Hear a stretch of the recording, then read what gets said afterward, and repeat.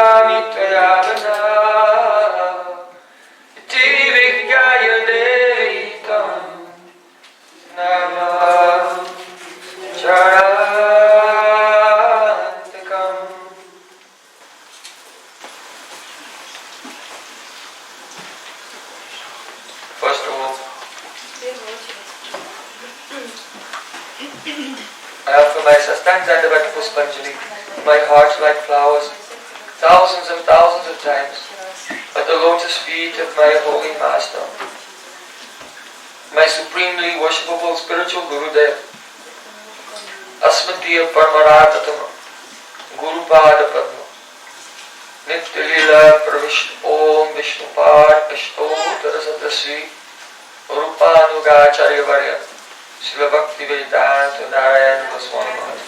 Secondly, I offer my pranam thousands of times at the lotus feet of my Param Gurudev, to Srila Prabhupada and all of us Sri Rupanuga Gaudiya Guru Param. And finally, I offer my pranam to all the assembled Vaishnavas and Vaishnavis.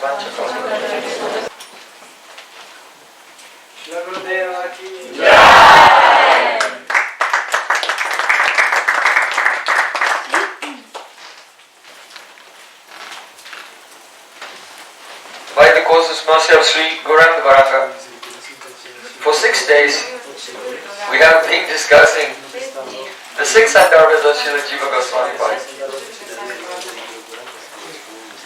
So we have discussed the 4 Sandarbhas addressing the subject matter of Sambandha Gyan, Tattva Sandarbha, Bhagavad Sandarbha, Paramatma Sandarbha, and Krishna Sandarbha. It was replete with so much Siddhanta. Siddhanta viliye chetina karayalas, yahoite Krishna lagi sudrida manas. Srila Krishnadas Kaviraj Goswami Pad said, when it comes to Siddhanta, the Vaishnava dialectic, then nakro alas, don't be lazy. It is not so easy to understand, but anyway, one should make an effort, and it will be very worthwhile because Jahoite Krishna Lagi Sudrida Manas. When you enter into Siddhanta, then your mind will become very steady and fixed on Sri Krishna. A person cannot enter into that Siddhanta by themselves. One has has to hear from Bhagavad Guru. As Sri Srila Gosvami instructed, there was one Brahmin. He tried to teach himself Srimad Bhagavatam. But he thought he understood, but he did not understand. So Srila Goswami told him, Yaha Bhagavata Vada Vaishnava Rastani Ekanta Asrai Kuru Chaitanya Charani. If you want to read Srimad Bhagavatam, then go and sit at the feet of a pure Vaishnava. And also take exclusive shelter of Sri Chaitanya Mahaprabhu. Because the glory of Srimad Bhagavatam, actually the Pratipadya Vishay, the subject matter established by Srimad Bhagavatam, is the glory of Radha's Prem. It was unknown. Premanama Dutata Sarnapata Kasina Namahina Kobeta Kasya Brindavana Mipina Mahamadurisha Pravesha Kovajana Tiradham Paramarasam Chamatkara Madurasimam Ekas Chaitanya Chandra Paramakarunaya Savamavis Chakara. Srila Prabodhananda Saraswati Thakur, he said, Prem Nama Dutata. Who had ever heard the glories of the holy name? Who had heard of such a prem like Srimati Radhika? Who could understand the sweetness of the forest of Vrindavan? These things had never even entered into the pathway of the ears of anyone. Who knew that the love of Radhika is the supreme limit of all rasa? Ekas Chaitanya Chandra Paramakarunaya Savamavistakara. Only Sri Chaitanya Mahaprabhu, he uncovered all of these things and distributed through his associates. So, Ekanta Asrai Karo Chaitanya Charani. Chaitanya Bhakta Gana Nitya Karo Sangha. Tavito Jinibe Siddhanta Samudra Taranga. If one will associate Nitya Karo Sangha, that means regularly, every day, with the near and dear associates of Sri Chaitanya Mahaprabhu, then by their mercy, Tavito Jinibe Siddhanta Samudra Taranga, you can dive into the waves of Siddhanta. Mundane ideas, they're very structural and fixed, but this Siddhanta depends where you are in the ocean, it looks different. So, 4 Sandarbhas, we're discussing the Sambandha Gyan. Then this morning we discussed Bhakti Sandarbha on the path, the process, how to understand the terminology of Bhakti, Shravanam, Kirtanam, Smaranam, all these words, by Vidvad Rudhi Vritti, not by the conventional sense in which these words are used by ordinary people, hearing, chanting and remembering. What does it actually mean in the context of Bhakti, when it is used by the self-realized souls? It's not the same thing. So this we discussed this morning. Now, on the last day, in the last class, your highest topic, so very few people are qualified, especially me, for this subject. So I'm only just touching a little bit at the end after so much Siddhanta. Because Priti Sandarbha deals with Priti, pure love. Priti means Bhakti, but especially Priti goes all the way up through the stages: Prem, Sneha, Man, Pranaya, Rag, Anurag, Bhav, Mahabhav, Rudabhav, Adhirudabhav, Modan, Mohan and Madanaki Mahabhav. So these are the very highest topics. In Priti Sandarbha, Srila Jiva Gosvami Pad describes that this love becomes rasatmik. full of rasa. And he describes the ingredients of rasa, the sthayi bhavs, the foundational emotions, the vibhavs, the stimulations, the anubhavs, reactions, sattvic bhavs, spontaneous reactions within the body, and the sanctuary bhavs, the abhachari bhavs, transitory assisting emotions, which are like waves rising and falling in the ocean of love. It describes all the stages of Prem, different rasas. He describes rasa-bhas and how to reconcile also certain parts of Srimad Bhagavatam which seem to have rasa-bhas, but actually not. So there are so many important topics in this pretty Sandarbha.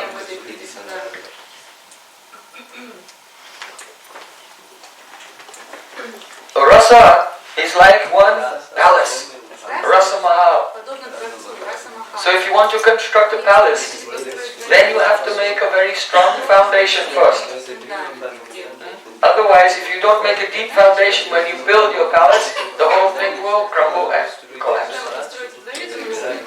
So in the same way, the Sambandha-tattva and Abheda-abheda-tattva, these are the foundation. So one should have a very strong foundation of Tattva Siddhanta. Then on this one can build very high and glorious Rasa Mahal, the palace of Prema Rasa. Now, Priti. What does Priti mean? The word Priti has two senses. In one sense, it means happiness.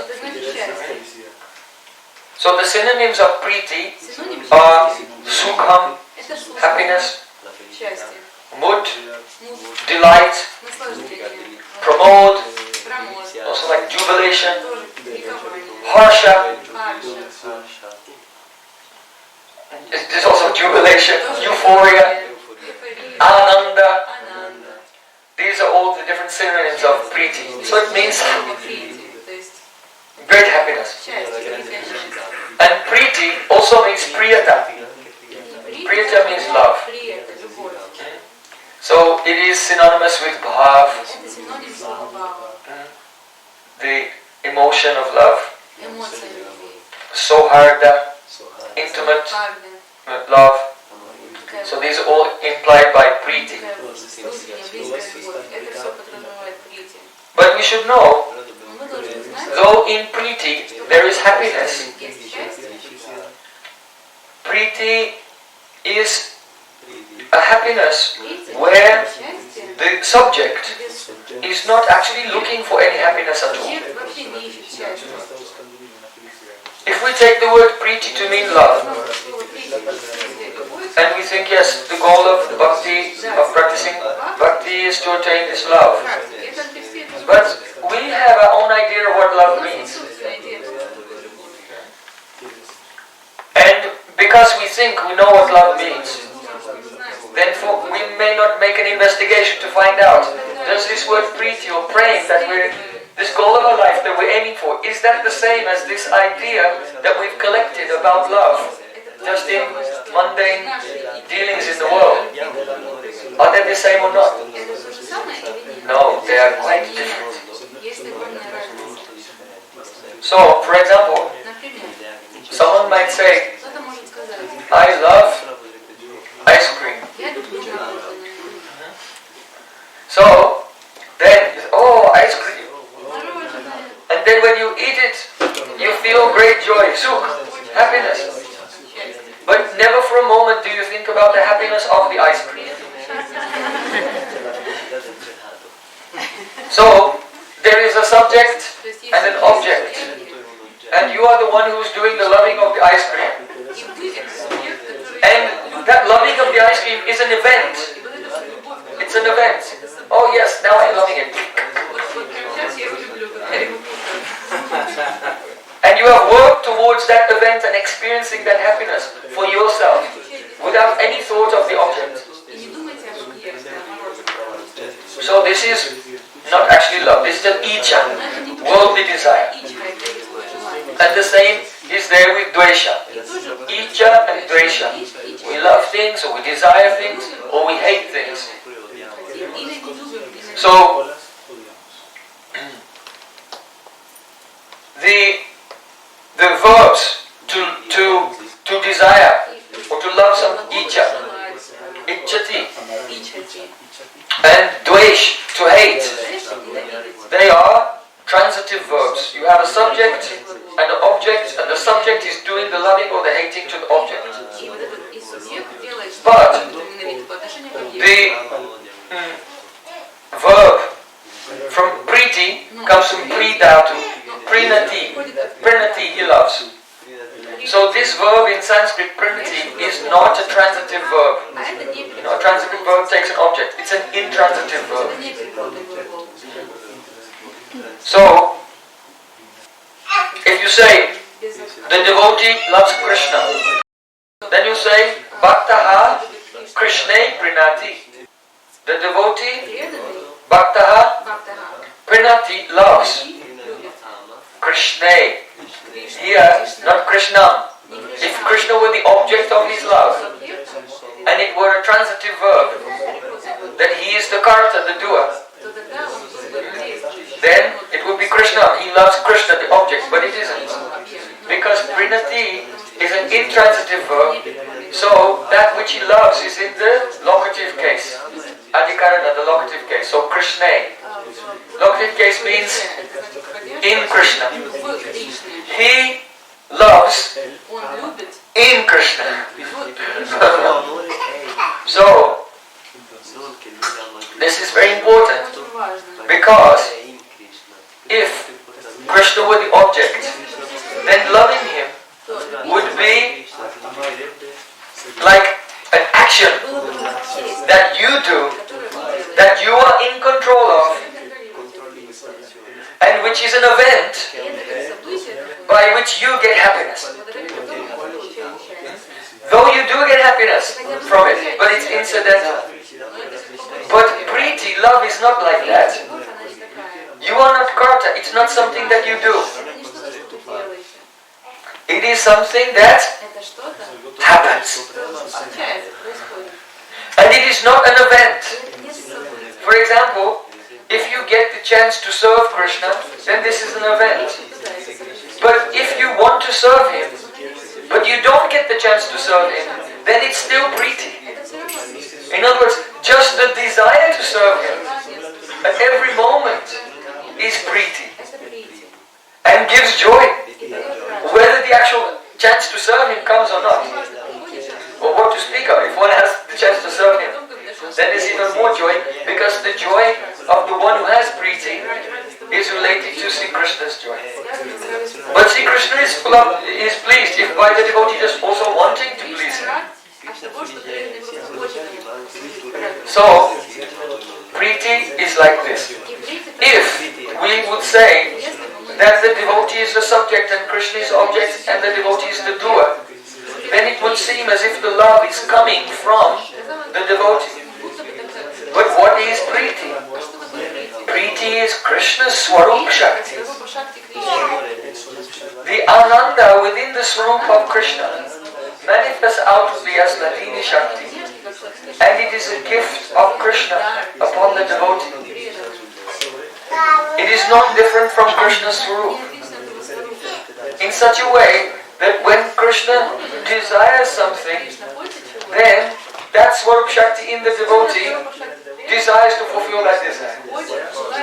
Or, if the devotee gets the feeling that he wants to serve Krishna in a particular way, I want to feed Krishna, then Krishna starts to feel hungry, whether or not he's eaten so much already. Because this Swarup Shakti is part of his Swarup, and it's in the heart of the devotee.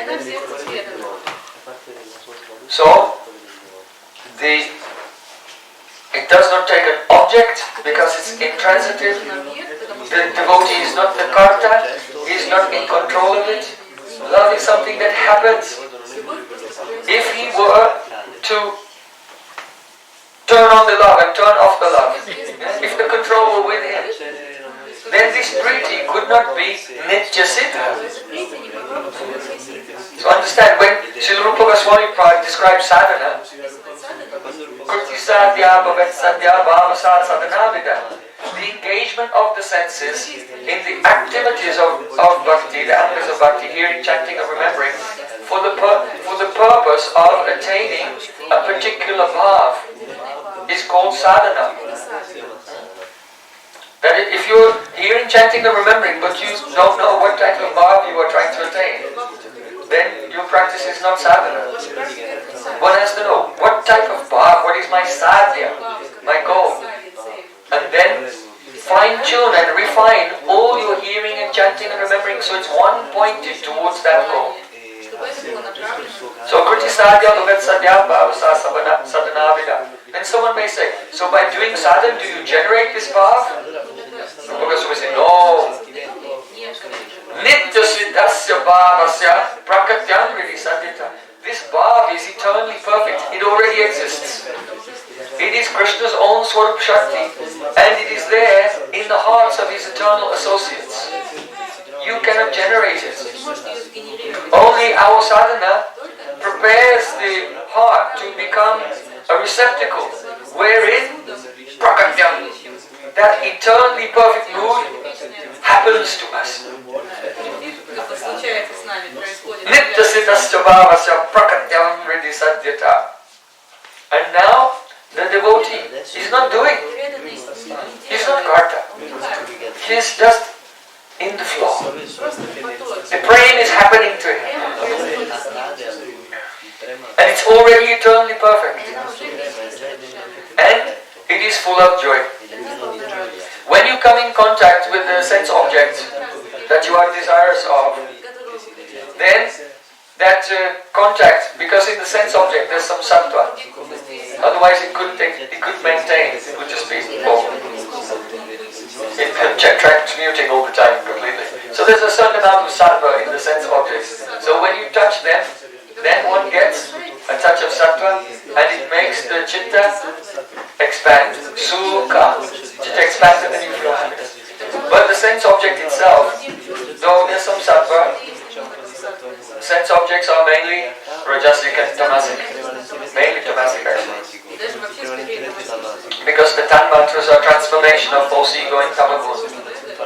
So you get a quick blast of happiness, followed by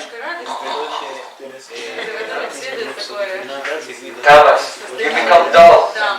Your senses, your mind, everything becomes dull. Sense gratification makes you stupid. If you want to be more stupid, then do more sense gratification. If you want to be less stupid and become more intelligent, don't engage in sense gratification. So, the consciousness is expanding. In the times of pain, then it's contracting, the chitta, expanding and contracting. So there's sukha. But when a person does bhakti, when he's just desiring to serve Krishna, or actually serving Krishna directly, then just the movement of priti makes ullas. The consciousness expands. And the more Krishna is pleased, then the more the consciousness expands. So one's joy is fully correlated to Krishna's joy, without any consideration of one's own happiness whatsoever. Nothing at all. And this bhakti, ahoitikiya pratiyata, it cannot be stopped. It's unstoppable. So many illustrations are there in Srimad Bhagavatam. Just like Prahlad Maharaj. His father tried to kill him in so many ways. With poison, with stampeding elephants, throwing him off a cliff. But his bhakti was happening all the time. Nothing could stop it. So fear cannot get in the way. The gopis of Vrindavan also, their in-laws locked them in their home. But it cannot check. They still want to serve Krishna and please Krishna under all circumstances. It cannot even be stopped by death. That's why the examples are given in Srimad Bhagavatam of Chitraketu Maharaj. He was cursed by Parvati and he fell down, became a demon, Vritrasur. But even as Vritrasur, in a battle with Indra with both of his arms cut off. And Indra is soaring off his head with a thunderbolt weapon. But Ajata Pakshari Vamatrakaga. Oh my Lord, I only want to, at every moment, feel this spontaneous devotion to you, be in the state of feeling intense separation from you, like a baby bird who's just been born with no feathers. Have you seen small baby birds? They're just some skin. They can't move, they can't fly, and they go, they open their mouth, they're like, oh, just a big mouth. It's so intense. When the mother brings food. So even Chichiketa Maharaj, he died, became a demon and was being cut to pieces in a battle, and all he can think is, oh my Lord, I want to have the eagerness like that baby bird. Then Vitrasur thought, oh, this example is not exactly perfect. Because the bird doesn't exactly love the mother bird, he's thinking about the tasty insects that the mother bird is bringing. So then he says, Vatsaratam Shudata. Oh, just like a baby cow, a calf. How the calf at the time of milking is tied with a rope, and the cowherd boy brings the mother cow, and then the calf is pulling on the rope, and the baby calf is so eager to drink the milk of the mother. So let me have eagerness like this. So the baby bird is only thinking, but the baby calf is also doing kirtan.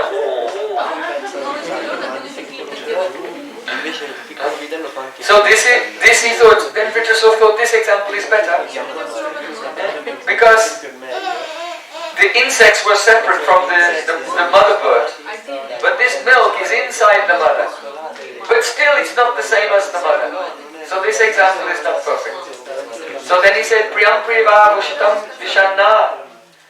Oh, my Lord, may I be like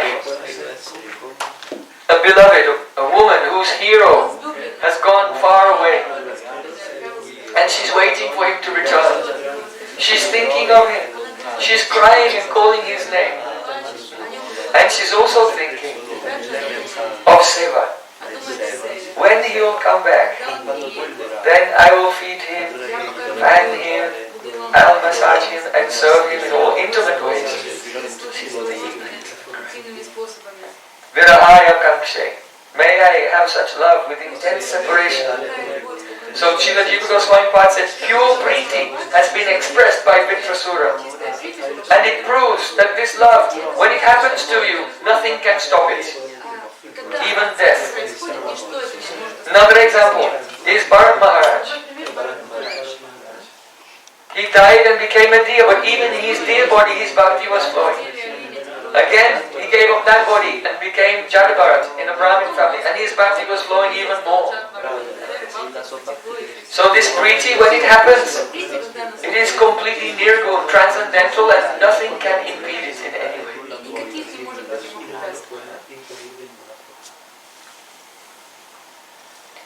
So,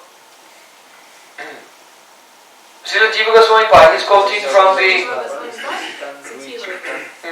supplements of the Vedas, Mata Sruti Vachan.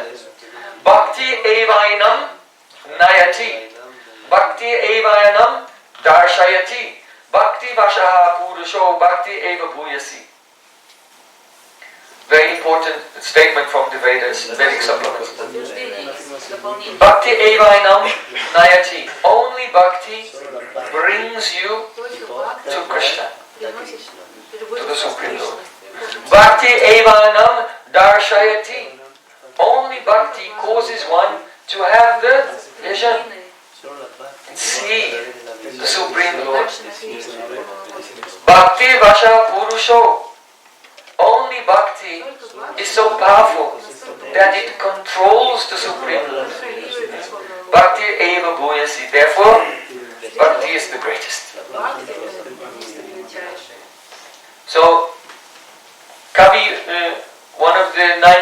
Yogendras, Kavi Yogendra. In 11th canto, he gives a description of the nature of bhakti, some of the glories of bhakti. So we can contemplate the glories of bhakti. Bhakti pareshanu bhavo virakti anratya chaisa ekakala. You can stand up and Om Jnanatimirandasya Jnananjana Shalakaya Chakshurumilitam Yena Tasmai Shri Gurave Namaha Narayana Parayana Jadahankarana Shana Rupanugam Nrita Prema Prayojanate Namaha Vancha Kalpatarubhascha Kripa Sindhu Devacha Paditanam Pavanebhyo Vaishnavyo Namo. So Srila Gurudeva ordered me to speak about this shloka of Srimad Bhagavatam. Bhaktir pareshanu bhavo viraktir anyatra chaisatrika eka kala prapadya manasya tashnadasyu tushti pushti kshudu payornugasam. Which means that just as we experience every day in our life, that when we are eating, when you are feeling some anger,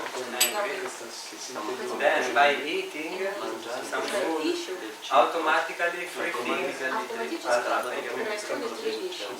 So this small example is given to show how is the effect of those who are practicing actually pure bhakti, not bhakti mixed with any other jnana, yoga, or any other material desire, just as we know the shloka of Kuntam Bhakti, the same way, according to the shloka. Then, if you practice like this, under the guidance of Anugasya, of pure devotee, only then, by the blessing, then free symptoms can happen to us. So this is, we can have the confirm that we are actually practicing pure bhakti, and not anything mixed. So just by eating some food, you get three things. The hunger that you was feeling before is going away, and all of this will be gradually, like to say, bite by bite, no? Step by step. It will go gradually away. So our hunger will go away, then we will feel some nourishment, and also the strength will come. pleasure. Tushti is the pleasure, the satisfaction. Pushti is the nourishment, and the bhakti, the detachment. Then, but one very important word is there, Prapadya Manasya. So Prapadya Manasya means, just as we heard today, how Srila Jiva Gosvami start with Sharanapati, with surrender. To whom? Because the living entity in this world, the section Nahitate, Guru Chittarup Shiksha Guru Hoy Krishna, Mahanta Swarupeno. Because the Jiva in this world cannot see, cannot perceive the Supreme Lord which is present already in his heart. Therefore he comes out as a Guru. Therefore the living entity in this world cannot directly surrender to the Supreme Lord, but must surrender to Guru. So in this verse it is said that all these, you can enter pure bhakti and you can actually have this free symptom only first you do Sharanapati. First you surrender to Guru, and then by this process slowly and take the path of pure bhakti. So here it says Bhakti Pareshanu Bhavo Virakti. The three symptoms of bhakti when enter our heart, it will be bhakti first. It means that you will be practicing pure bhakti, and the effect will be that the mood of the Brajavasi will come into your heart. It means you will set all the desire you have, because in our line we are very lucky to have our Gurudev as a Brajavasi, so this mood should come in our heart. If you will have a different Guru, a different line, different Sampradaya, then that mood should come. So in our case, the mood of Brajavasi, the eternal associate of Krishna, Srimati Radhika and Krishna, and especially because Gauranga Mahaprabhu bring the Rasadasya, Manjari Bhagavad. So in this mood should come in our heart, and we can check it day by day, moment by moment, we should check. Very important that we are not just spacing out and doing only the external activities, because the internal mood it is very important. Otherwise, just like if you have a green, if you want to have a red mango, you cannot start from any other things. You cannot start from any potato, tomato, whatever it is. You will never get a red mango. You must start from a green mango, which means you start from surrendering to Guru and practice. And slowly you will reach Nishra, Bhakti, etc., then Bhav, and etc., Krishna Prem in the end. So Bhakti should be there, and in few words like this, you should have this mood as your goal will be. So as the Chaitanya Srimati Radhika in Krishna. Then Parishanubhavo means that some realization should come of the form of Krishna, as we heard from Srila Jiva Gosvami, Prasanam Namna Shavanam Antagaram Shuddhartam Peksham Shuddesha Antakaravane Rupa Shravana Tat Udoya Yagata Bhavati, which means he explained very precisely from Nam, Rupa, Gun, Parika, then Seva, then Lila, like this. We cannot jump from zero to receive initiation or full of an art and then jumping and imagining the Lila or like that. So this bhakti, when it's practiced, is a pure bhakti. It gives the first realization of the Supreme Lord, and it proves that this our spiritual path is authentic. It is not just a mundane path, very simple. It can make that you will not have to confirm right now about who is the Supreme Lord, that you need to wait after death. And then you will realize it. You will realize it right now. It's only a question of if this pure eternal love, the eternal associate, is manifesting or not into your heart. If it is not manifest, then Krishna realization will not come. If it is there, even a little bit, then Krishna automatically comes, because he actually decides to come when the Lord is there. He decides to come. So the proof that bhakti is there because the realization should be there. When you are chanting, when you are hearing Harikatha, then it should be there. It should be there the vision of the, according to your level of purity of the heart, then Nam, Rupa, etc. you will see, you will manifest in your heart. Like that when you are hearing, because we are in the shorter part and the part of hearing, so when you are hearing, actually, as we heard today, it is non-different from seeing. Hearing through the eye. So like this, bhakti will give you Parishanubhava. Seeing through the ears. Seeing through the ears. Seeing through the ears. Then Virakti automatically also is a part of bhakti. We give you detachment, because this detachment actually is not forced. In the beginning it can be forced by our intelligence. No, I should give up this and that detachment because I heard from spiritual is unfavorable progress. But then when then automatically when you taste some higher taste, automatically, spontaneously, you will give up the lower taste. So, because only those who actually taste some fruit of bhakti from the spiritual world, where the vision of the beauty of Krishna, the beautiful relationship between his associates, the beauty of Goloka Vrindavan, then when they open their eyes again to this mortal world full of envy, and everything is made of material elements, automatically they not feeling anymore any attraction, because also they are not identified with the body, and especially also they are not identified with to be the enjoyer of the environment. But every environment is friendly and favorable for offering everything to Krishna. So they automatically feel this natural detachment without any, how to say, any imposement of your intelligence. No? It's a natural process. So this is So understand, tusti, pusti shud apayonugasam. Anugasam is with each bite. When a person eats, then they feel tushti, some pleasure. Tushti, satisfaction. pushti. Before they were weak, but now they're feeling nourished. So their life is being saved and their life is being maintained and nourished. And Shuddhapayot means the disappearance of hunger. These three things take place. So you know, when you're eating, you experience it. No, you don't have to ask for someone, can you give me a certificate to prove whether I've eaten or not. You feel it yourself. So bhakti is like that. Prapadyamanasya means for one who is surrendered. Then these results will come step by step by step. What are the results? Bhakti parishano parvo viraktiya. First bhakti. Here bhakti means like tushti. There is a happiness in it. It is not about your own happiness. It's only about Krishna's happiness. But automatically you have the ullas, the chitta, is shining and expanding. So that joy is there. The seva vritti, the tendency to serve, is growing. The Bhagavan Prapt Abhilas, I want to attain Krishna. Anukul Abhilas, I want to serve him in a way that's just right for him, very favorable. So hard Abhilas, to have very intimate friendship with him.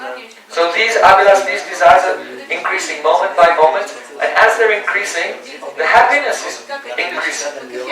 But without thinking about one's own happiness. So, what is very glorious here is that Kavi Yogendra, he's not saying that when you become perfect in bhakti, then you'll start to experience something. He's saying, Prabhaktimanas, as soon as you surrender, some joy will come. Now, the joy is there, the seva vritti is increasing, and then bhakti parasha anubhav means anubhav, realization of Parameshvara, the Supreme Lord. So this is compared to nourishment. Because when you eat the food, it sustains you, it saves your life. So the devotee feels, I will die without Krishna. And then Sri Krishna manifests his beautiful swarup and says, oh, welcome to my Vrindavan. Very beautiful. Oh, kadamba trees with shining kadamba flowers. Have you ever seen kadamba tree? It's so beautiful. You know, like in the West we have Christmas tree. And they put all balls. Yeah? All the balls are good. So kadamba flowers are not like flowers with the petals like that. They're actually like round, shining yellow. Very soft also. Kadamba trees in the forest. Krishna appears and brings the devotee to his beautiful Vrindavan. And this saves the devotee's life. So it's like pushti. If you are starving, you are really hungry, and then someone gives you food, then it saves your life and nourishes you. So in the same way, the parisha anubhav, it saves the life of the devotee and nourishes him. He becomes stronger. And virakti. Now, this image used in this verse is very vivid. Just like a hungry person, they finally arrive at the dinner table and there's a plate of food. Then how are they? They have avesh in that food. They're completely absorbed. They don't want to watch TV or this. They don't want to do anything. They're so hungry. And they just become absorbed in that. If anyone comes and tries to distract them, it's a nuisance. Oh, please, excuse me. So if someone is actually surrendered and they're experiencing that joy, they are like this in all of their devotional practices. How they're engaged in hearing, chanting, remembering, studying Shastra, learning verses, discussing Harikatha, dancing in Kirtan, serving the deities, like a hungry person. And they don't have time for anything else. So, virakti doesn't mean tyag. And then he gives up. He gives up things. Because the word tyag means to give up enjoyable things. But for this devotee, enjoyable things don't exist. So there are no enjoyable things to give up. Because his avesh, his absorption in serving Krishna is so dense, it's so impenetrable, that everything he sees, it's all things for Krishna's enjoyment. Just like the greedy person is thinking, this food is for my enjoyment. The devotee is greedy, thinking that it's all food for Krishna. How can I take this? Krishna will be very happy. If I can give him this, how can I utilize this to please Krishna? So what is the question of tyag, giving up? No, yukta vairagya. So the devotee is in that mood, very, very greedy. His joy is increasing as he's giving joy to Krishna. His celebrity is increasing. His realizations are coming and giving him life. And does not do tyag, renunciation. He's virakta. He's detached from enjoying. Because he's already enjoying to the max. He's enjoying so much already without seeking any enjoyment. And he just takes everything and uses it in Krishna's service. So this is a very beautiful image spoken by Kavi Yogendra in the 11th canto of Srimad Bhagavatam. Now, in Priti Sandarbhas, Srila Jiva Gosvami also speaks about the different types of mukti, liberation, to show that Priti is superior to liberation. Salokya Shasti Samipya Sarvapya Ekatvam Apyuta Diyamanam Nagranati Binamat Sevana Jana. Srila Kapil Dev, he says to Devahuti that there are 5 types of liberation. Salokya, to live on the same planet as the Lord. Sarupya, to have a form like the Lord. Shashti, to have opulences like the Lord. Samipya, to stay close to the Lord. And Sayuja, Ekatva, to be liberated and enter into Brahman and have the impersonal experience of liberation. So, pure devotees, they never accept the impersonal liberation. But even the 4 types of personal liberation, if it's an obstacle for their service, they won't accept. Diyamanam, even if they give them the devotee, he will not accept it. So, Srila Jiva Goswami takes his time to explain what are the features of these different types of liberation. For example, in Salokya, living on the same planet as the Lord, or having the same opulences as the Lord, then one will generally not see their Ishtadev outwardly. He just meditates on him in the heart. Because he may be living on the same planet and having opulences but he does not have samipya to always be close. So the example is Jai and Vijay. Jai and Vijay are guarding the gates of Vaikuntha. But Lord Narayan very rarely comes to the gate. He is enjoying inside with Lakshmi and other devotees. So Jai and Vijay, they are there and they think of the Lord in the heart. So samipya can be accepted to be close to the Lord. But the devotee, he just wants to serve the Lord in his particular mood, and automatically these different types of liberation which are relevant to his service, they'll be attained without any extraneous endeavor.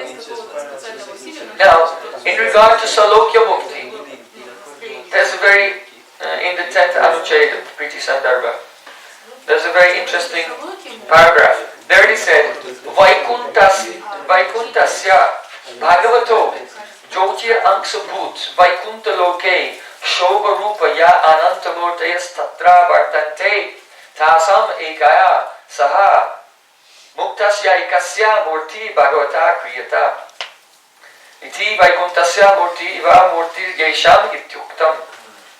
The meaning is that in Vaikunta there are Anantamurti, Vasanti Yatta Purushaha.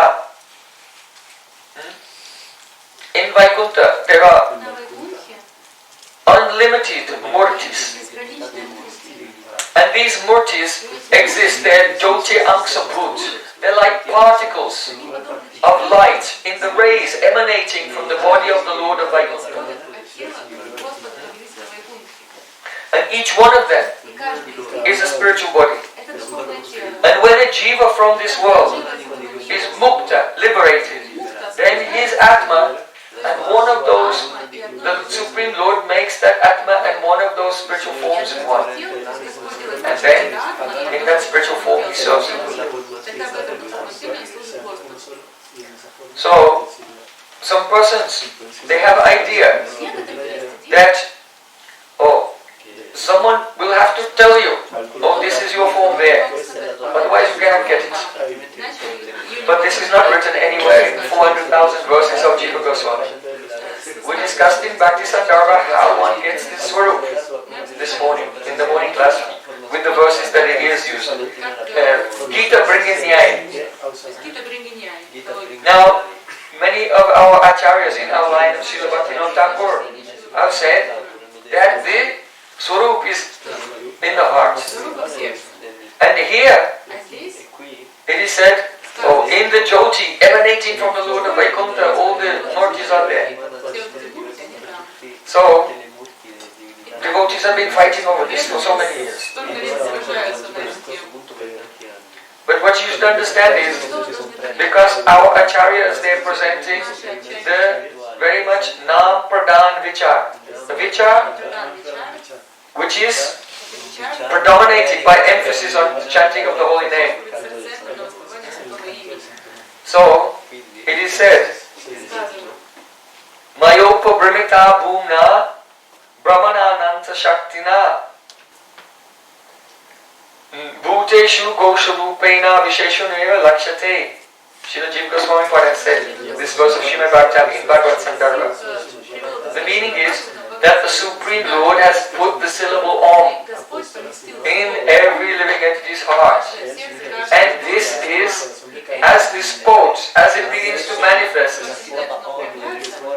and in the form of the holy name, it manifests Brahman, Paramatma, and Bhagavan. And there, in the Jyoti Ansabhut of Bhagavan, your Swarup is there. Understand?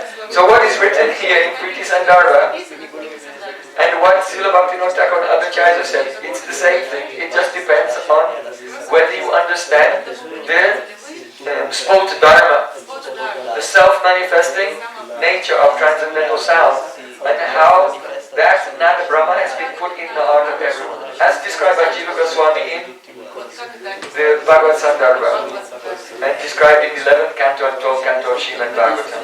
So these looks like two different views, and devotees in one group and in another group and in another group, they have been at war with each other for over 100 years over this. But actually it's a very simple thing. They reconcile in this way. Now, and just because Priti Sandarbha is very big and we have a short time, I'm just touching on some highlights, some jewels from that ocean of Priti Sandarbha. Srila Jiva Goswami describes the glories of Priti and the glories of the ashray, the abodes of love, various devotees. So gradually he comes up to the highest abode of love. Who is that? Jai Jai Sri Radhe. Once I was traveling and I met with some scholars. And one scholar was saying, why do you go there? Say that the gopis are so great. Because the queens of Dwarka are also so great. Rukmini and Satyabhama and others.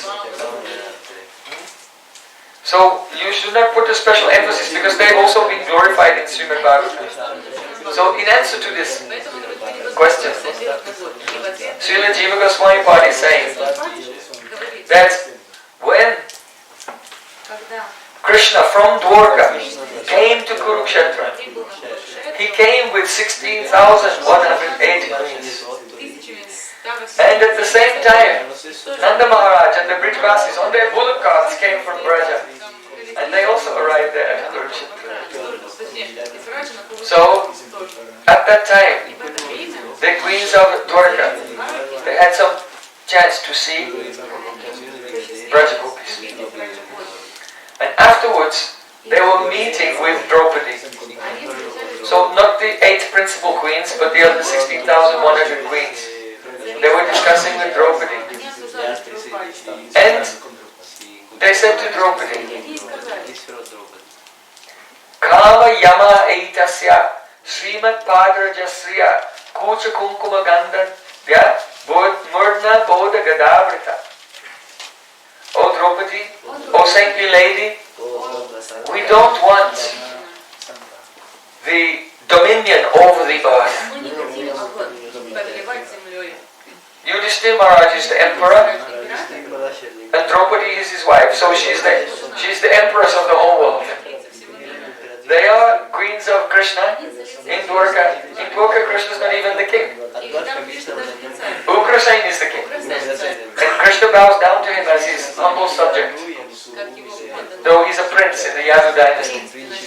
So the queens, Krishna's princesses of the Yadu dynasty, they say to Draupadi, we don't want to be like you as being the empress of the whole world. We don't desire to become the kings of heaven like Indra, where there is hundreds of times more enjoyment. Oh, we don't want to rule like Lord Brahma over Brahmalok, where there's so much more happiness and control of the whole universe. We don't want even mukti liberation. We don't even want to have the happiness of liberation in Vaikuntha. Then what do you want? So they said, Kama yama etasya srimat parajasriya. We only want to have the touch upon our heads of the dust of Krishna's lotus feet, which is mixed with the kumkum of Sri. That's all. They don't say who. Just Sri. The kumkum of Sri. So kumkum is the pollen from the center of the lotus flowers. Reddish, very fragrant. And the gopis smear it on the upper portion of their breast. So the lower portion they put kasturi, and in the middle chanda. So when they hold Krishna's lotus feet on their hearts, then that kumkum comes on his feet. So then when Krishna's walking, he's returning from the Kunj in the morning and he's walking on the grass at Govardhan and going home. Then his foot dust is mixed with the kumkum and he's left there. So then the queens, they say, Brajastriyo yad vanchanti Pulindyastrina virudaha Gavas charyato gopa Padaspasha mahatmana. We want that same contact with Sri Krishna's feet. That Brajastriyo yad vanchanti, that the gopis of Vrindavan desire. Pulindyas, which the Pulindi girls, the Aborigine tribal girls who are outside the Varnashram Dharma, living in the uncivilized tribes in the forest near Govardhan. They're the Pulindis. Mali and Bringi, especially. There are 2 friends, Mali and Bringi. One day, they were wandering by Govardhan. And Mali and Bringi saw, oh, what is that? There was something red on the grass. And they ran there. And then they took that kumkum from the grass. And when they smelled the fragrance of it, their hair stood on end and they became overwhelmed with intense desire. And they could not check themselves. They're very rustic. They just rubbed it on their faces and like this. And then just by this touch of the kumkum, all their pain of their kama pida, the pain of their lust was completely disappeared. So Radhika herself has said, Purna Pulinda Udagaya Padabjaraga Shri Kunkumena Daitastana Manditena Tardashana Trinarushitena Limpanja Anana Kuchesu Jostadadhim. Oh, Radhika feeling as if she has no love at all and her life is not successful. She cries, Purna Pulinda Urugaya Padabja. These Aborigine girls who live in the forest at Govardhan, they are Purna, complete. Their lives are successful. Because when they see some kumkum on the grass coming from the breast of Krishna's beloved, Krishna's Daita. Oh, she doesn't say who it is. It's her own kumkum, but she's not thinking. They're so fortunate because they take that and all their desires are fulfilled by the touch of the kumkum. Radhika cries like this. When? In separation? No. Even in the kunj with Sri Krishna, in the embrace of Sri Krishna. As they're enjoying their beautiful Nikunj Vilas, Radhika becomes lost in separation and says, Purna, and thinks, oh, the Pulindi girls are so fortunate. This is one of the symptoms of Madanakya Mahabhava. To glorify anyone who has even the slightest connection with something that has a connection with Krishna. And think that that person is more fortunate. So, here, come back to Kurukshetra for a moment.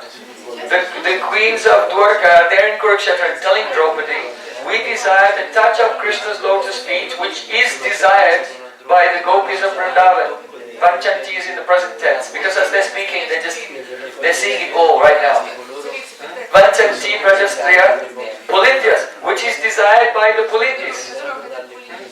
Trina Viruddha, which is desired by the grass even. The grass is also there at Govardhana. When will I get the touch of Krishna's lotus feet? Asmandanam gatimatam pulakastarunam. In Venu Geet, it is said that when Krishna plays his flute, then the trees, they get romance, pulak. Like a human being, they have hair standing on end, the trees sprouts, burst out. Like the horripilation on the trees.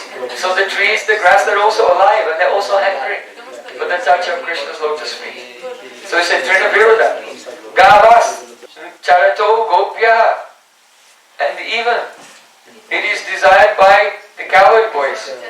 Now the reason the cowherd boys are mentioned last here is because even though, now this is very important because some people say that the Priyanama Sakhas are in Madhurya Rasa.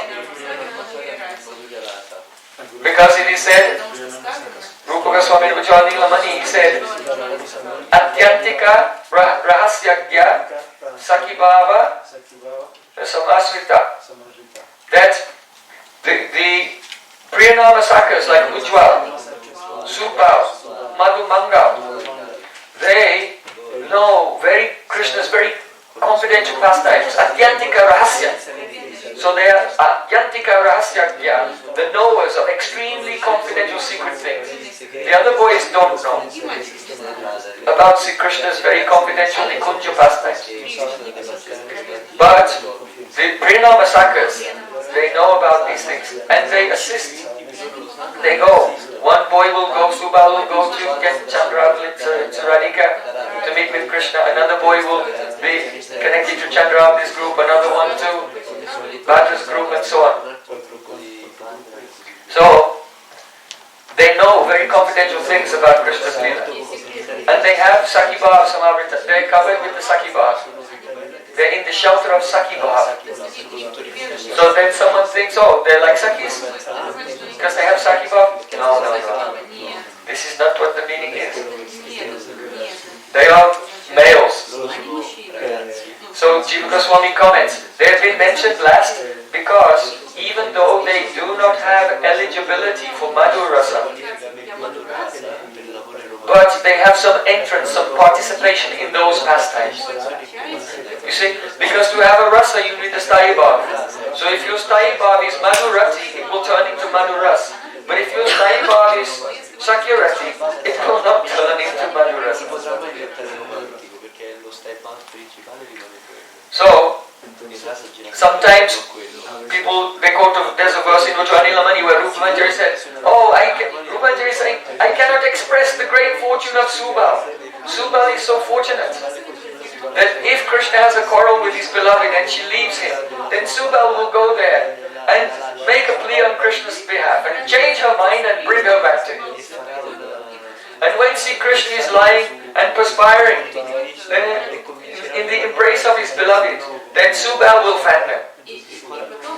So people say, oh, so he's doing service like a manji, fanning Krishna and his beloved?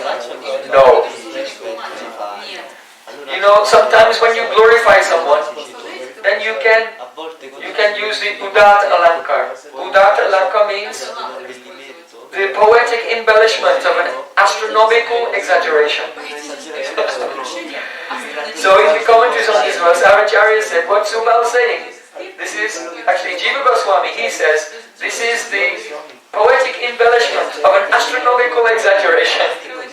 There's no way that Subal can fan Krishna and Radhika in the Kunj when they're embracing. No, it's impossible.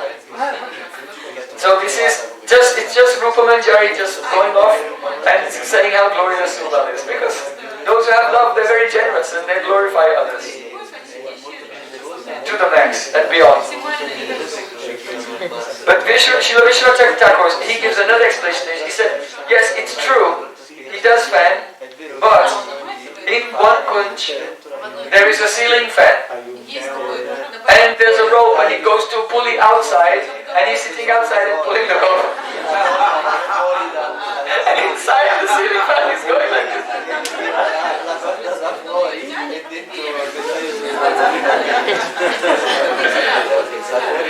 So, where are we? Please come back to Kurukshetra. So, the queens of Dwarka telling Draupadi, we want that touch of Krishna's lotus feet. That the gopis desire, that the Pulindi girls desire, that even the grass desires, that some cowherd boys who are privy to some of the secrets of Madhurya Rasa that they desire also. We want that. So now the question comes. They said they want the touch of Krishna's lotus feet, but with the dust which is mixed with the kumkum from Sri. So Srila Jiva Goswami Padi goes into an analysis. How can we identify this person, Sri? So first of all, the general meaning of Sri is Lakshmi Devi. But you know that the Sri Uddhav has prayed, Nayam Sriyanga Unatanta Rate Prasada Swayochitam Nalilaganda Rucham Kutanya Rasotsavasu Bujadanda Grihita Kanta Ladadisham Yudagaj Brajasundarinam. Uddhav ji was crying and glorifying the gopis, saying that the mercy that Krishna gave to the gopis during the Rasa Leela, by embracing them with his arms like dandas, with his strong arms, that mercy was never given to Nayam Sriyanga. It was never given to Lakshmi Devi. So we can cross her off the list of candidates. Okay, so maybe Sri can mean Rukmini. Then, no. Why? Because they said we want the dust which is desired by the gopis of Vrindavan and the cows and the Pulindi girls. So that was when Krishna was young. He didn't get married to Rukmini till much later. So in his Vrindavan Lila he didn't know Rukmini, so it's not her foot dust. Then he gives an example from the Matsya Purana. So there he said, Rukmini dvaratyam tu Radha Vrindavane Bane. That when you see the word Sri, this is a rule of interpretation. If you see the word Sri and the context is Vaikuntha, it means Lakshmi Devi. If you see the word Sri and the context is Dwarka, it means Rukmini. But if you see the word Sri and the context is Vrindavan, it means Srimati Radhika. So when Shukadeva Goswami is speaking the Rasa Leela, Sri Sukha Uvacha means Radharani's parents said. You should take Sri to mean Radharani. Also when Mahaprabhu says, Chaito Darpanamajanam Param Vijayate Sri Krishna Sankirtan, not Krishna Sankirtan. No, never. Sri Krishna Sankirtan. So what does Sri mean? Jai Jai Sri Radhe. this way, Srila Jiva Gosvami is establishing that out of all the various consorts, the consorts of Vaikuntha like Lakshmi Devi, the consorts of Dwarka like Rukmini and Satyabhama, and among all the gopis even, Srimati Radhika she is supreme. Now, we're moving along, we're going a little further into Priti Sandarbhas, Anuchet 365. Srila Jiva Goswami said that the study bhav, the foundational emotion of Shringa Rasa is of two types. Sakshat Upabhogatmak. Sakshat Upabhogatmak. The study bhav which involves the direct union, romantic union with Sri Krishna. Sakshat direct. Upabhogatmak. And the second one is called Tad Anumodanatmak. That means Anumodan means approval. That one gets a joy from approving of Krishna's meeting, romantic meeting with another heroine. Tad Upabhogatmak. So these terms are sometimes confused because some scholars have written that gopis have two types of gopis. Some who have Sambhogi Chimai and Samatatak Bhagi Chimai. So some scholars have said Sambhogi Chimai means like Radhika, Chandravali and the Nayakas. They desire to meet with Krishna and enjoy union with him. And Tatat Bhav Ichamai means that they don't want to meet with Krishna directly themselves, but Sakhis and Manjuris, they want to experience the joy of their group leaders meeting with Krishna. So this has been told, and these two moods, Sambhogi Chamai and Tatat Bhav Ichamai, have been identified by some scholars with these two types of Sthayi Bhav in Shringar Rasa, Sakshat Upabhogatmak and the Tadanumodan Atmak. But all of this is completely incorrect. This is the first two, these things, Sambhogi Chamai and Tatat Bhavichmani, don't mean this. And secondly, they're not equal with these two things either. So you should understand it clearly. Srila Jiva Goswami in his commentary on Bhakti Rasamrita Sindhu, Durgam Sangamani Tika, and also in his commentary on Ujjwala Nilamani, Lochani Tika, he explained that Sambhogi Chamai means that bhakti which is made out of the mood, I want to unite with Krishna intimately, and this is Kubja's mood. Kubja has this mood. Because whether Krishna wants to enjoy with her in that way or not, this is not her concern. She wants to meet with Krishna in the Sambhog Lila. And Tattat Bhav Ichamai means whatever. Tattat means whatever. And Bhav means the joy, the mood. Whatever mood Krishna is in, whatever gives joy to Krishna, that's what I want. In other words, there's absolutely no consideration of one's own happiness. So all the Braja Gopis, they are all, from top to bottom, the example of Tattat Bhav Ichamai. So this comes up because in Ujjwala Nilamani, one of the symptoms of the Pragalva Naika, the heroine is very, very bold, is that she has utsuk, great eagerness for amorous loving pastimes. So then in the commentary, Srila Jiva Goswami and Srila Vishwacharya Thakur, they both say, well, it seems like then she's Sambhogi Chamai, the Pragalva Naik is very, very eager for loving pastimes. And then both of them they say, no, this is not true. Sambhogi Chamai is Kubja.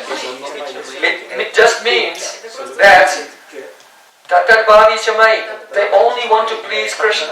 So when Sri Krishna wants to have very intimate loving pastimes, then they have no shyness at all. Those who are Pragalva, they are very, very bold. They have no hesitation. So you should understand in this this way, Sambho Ichamay, Tatadbhav Ichamay. Or one time, there's a video you can see. I am sitting with Anantadas Babaji and with Rajwani Lamani Tikas, and we're arguing about this. And we read carefully, then in the end he said, yes, it's good. Because there's so much confusion on this, I wanted to clear it. So, now we're coming to a separate subject. Well, here, Sakshat Upabhogatmak and Tad Anumod Atmak, which have been erroneously identified with these two categories that we discussed before.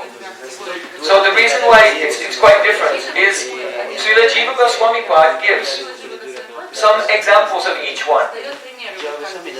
So the first one of the Sakshat Upabhogatmak, he gives an example from Venugit. Krishnam Nirikshavanitutsama Rupa Shilam Sutva Tekshita Devyo Vimana Gatayo Sar Krishna Sara Brasya Pasuna Kabara Mumuhu Vinidya.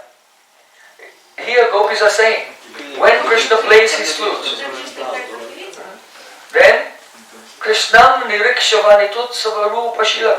See Krishna, he looks so beautiful. When he plays very clear and beautiful notes on his flute, then he is like a Vanitutsava, a festival for all women. All women see him and think, oh, this is a great festival of joy. Not only human beings, but Devyo Vimana Gatayasa, Sahanuna Smaranuna Sara. Even the demi-goddesses who are flying in the airplanes in the sky, Smaranuna Sara, they have smara, very intense desire. Prasyat Prasuna Kabara, and their hair is tied into a braid, and then flowers are put in the braid. So sometimes, people know that when Krishna plays his flute, the demigods shower flowers. So it's not that the demigods are showering the flowers, but when the goddesses become intensely inflicted by so much lust, then their bodies undergo transformations and their hair becomes loose. And when the hair becomes loose, then the flowers fall out. And they fall from the sky. So this is an example of Sakshat Upabhogatmak. And here, those wives of the Devatas, they actually have Sambhogi Chamai. So here's an example of Sambhogi Chamai included with Sakshat Upabhogatmak. But now Jiva Goswami will give more examples which will include the gopis. Before he does that, he gives another example. 10:48:9 Sahusyatamiha prasta dinani katichinmaya Ramaswanutsave chaktum sangam te tem bhunu hekshana. Kubja said to Sri Krishna, please stay with me here for a few more days and enjoy with me. I cannot give up your association or love to sidewalk. So Kubja was a hunchback. And Krishna said, oh, can you give me some of that fragrant sandalwood and other very fragrant cooling pastes? And she was so attracted to him, so she smeared the ointments on the body of Krishna. And Krishna was very pleased. Balaram was very pleased because he has a light complexion. And she smeared blue color on Balaram. And seeing the blue color smeared on his body, then Balaram was reminded of Krishna. So she gave the blue ointment for Balaram. But for Krishna, then she smeared golden ointment. And it reminded him of Radha. So he was so happy that he stepped on her toes and he put 2 fingers under her chin and gave her the chiropractic adjustment. And now she became straight and very, very beautiful. And then Krishna was leaving, but she shamelessly could not stop herself, and she grabbed his dhoti and she was pulling his dhoti. And Krishna was really embarrassed in front of his friends. And she said this, oh please stay, come to my place and stay with me for a few days, I cannot give up your association. Krishna said, I'm busy now, but I'll fulfill your desire later.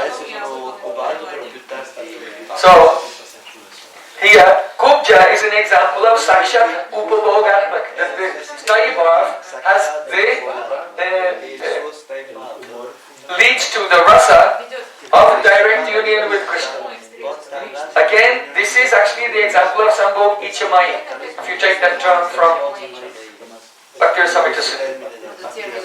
But then, Srila Jiva Gosvami Pad, he gives another example of the queens of Dwarka.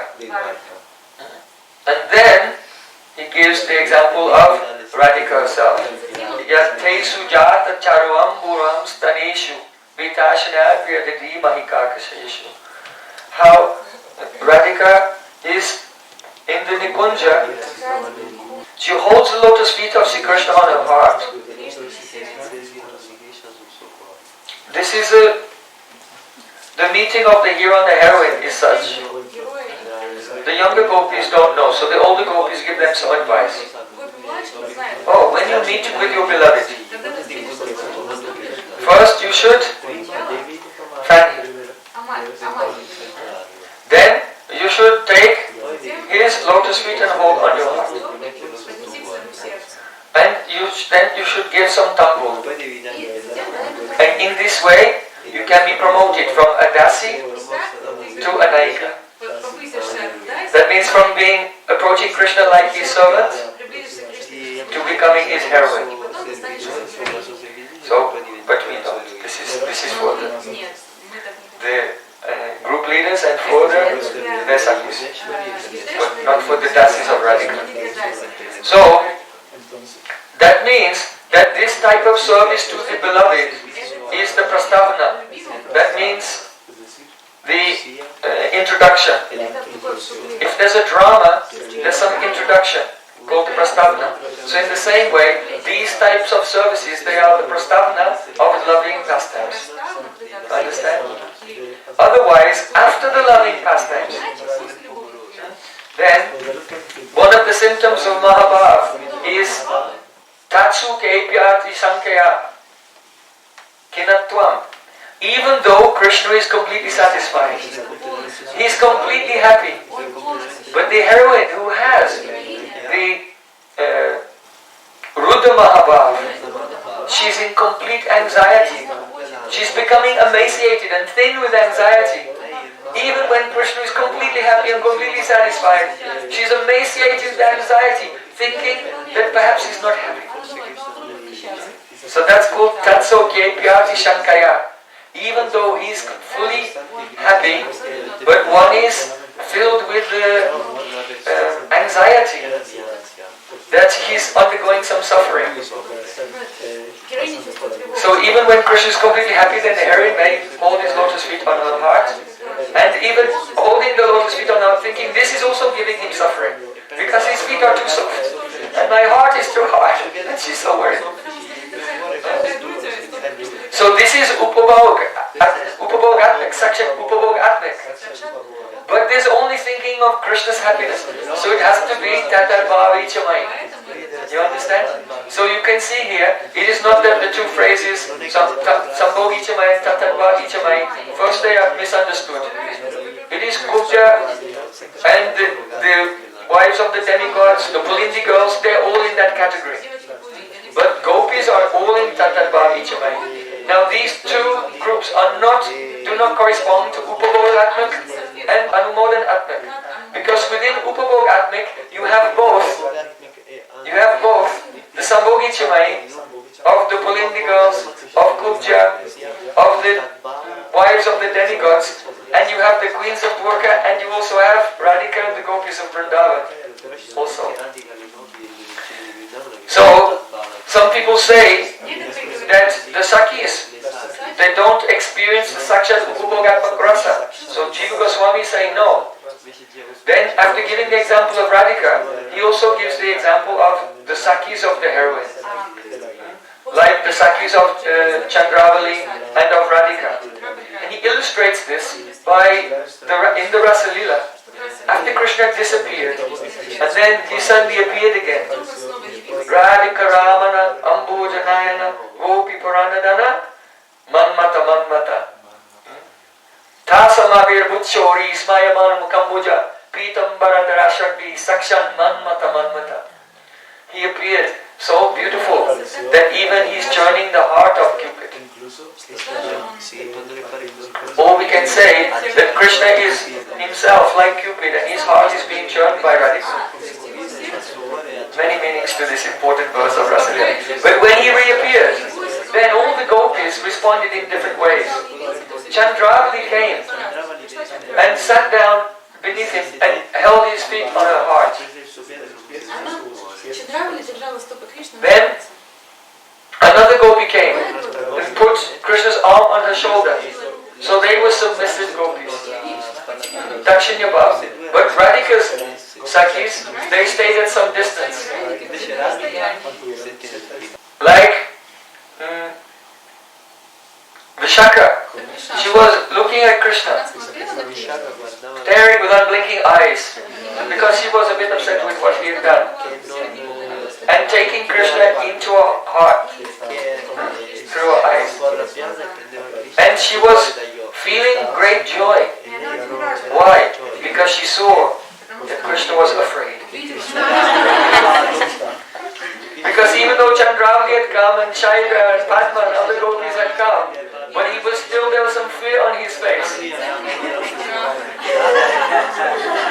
Because Radhika was standing at a distance and shooting him with arrows of her lance. So in this way, Srila Jiva Gosvami Pad is giving even the moods of Sakhis, having a sthai bhav, by which they also experience sometimes the Sakshat Upavog Atmak Rasa.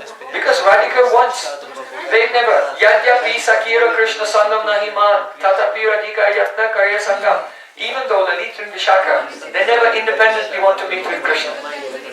But Radharani, by tricks and traps, Nana Chali Ratnakari Sangama Karai, by different tricks and traps, she arranges for the Sakhis to meet with Krishna. And when they experience the Sakshat Upavogatmak Rasa, then Radhika, she feels 10 million times more happiness even than when she meets with Krishna herself. Anyon ye vishuddha prem kori rasa pushta. Tasavara prema deki Krishna hoi tushta. And when Krishna sees that the Sakhis are more happy when Radhika meets with him, and he sees that Radhika is more happy when the Sakhis meet with him, and he sees what love they have for each other, then Krishna becomes completely tushta, completely satisfied. Anyon ye vishuddha prem, the pure love between Radhika and the Sakhis. Kori rasa pushta, it nourishes the ras. Tasavara prema deki Krishna hoi tushta, and Krishna is completely satisfied. So all these pastimes are to give happiness to Krishna. So now, we've discussed the Sakshat Upavog Atmak sthai bhav of nature, of that type of sthai bhav for Sringar Rasa. Now we come to the Ata Anumodatmaka. So this also has two types. One is called Tadiya Lesha Anumoda. There's a little bit of approval. Tadiya Lesh. There's a little bit. It's for the person who has it, it's not a little bit. But you will see from the examples. Srila Jiva Goswami gives a beautiful example that when Rukmini her marriage was being arranged to Shishupal, but Krishna came there. And the residents, all the residents of the Kundina, of Vidarbha, then they said, Asyaiva Bharya Bhavitam Rukmiti Arati Napara. Only Rukmini and no one else deserves to become his wife. And he has such flawless beauty that only he is a suitable husband for our princess Rukmini. So they love Rukmini because she's their princess of their city. And when they saw Krishna, they had love for him. So they thought, only Krishna should marry her and only she's fit to marry Krishna. So they had anumodan, they had approval of their relationship. And then they prayed, Kinchit sucharitam yannas tena tushtastu lokakrit May Achyuta, the creator of all the three worlds, be satisfied with whatever pious deeds we have done and show his mercy by accepting the hand of Rukmini. In other words, all of them, they were thinking, whatever piety we've done, we're donating this now. But let him marry our princess. And so in this way, all the residents, they're different people. Male, female, young, old, different castes, all types of people. Because of their loyalty to Rukmini. And they saw Krishna, they had Anumodan, but it was to Dialesh. It's considered to be only a little bit, because they're not thinking about the very confidential aspects of Sringara. Whereas, now the other type of Tad-Anumodan Atmak is called Sakshat Tad-Anumodan Atmak, the direct approval of the meeting of the hero and the heroine. The direct approval of Purna Kanta Bhav, the full mood of the lover and beloved's meeting. So then for this, Srila Jiva Goswami Padi gives two examples. Apyena Patya Pagatai Priyaeva Gatra Stanvan Visham Sakit Sunirvita Achatova Kantanga Sanga Kuchukunkum Ranjitaya Kundasra Jakla Pate Yavati Ganda. When Sri Krishna disappeared from the Rasa Leela, then Raj Gopis were searching everywhere. And after some time they found Sri Krishna's lotus feet in the dust of Vrindavan. You see, the dust of Vrindavan even gives mercy to the Gopis. How can we find Krishna?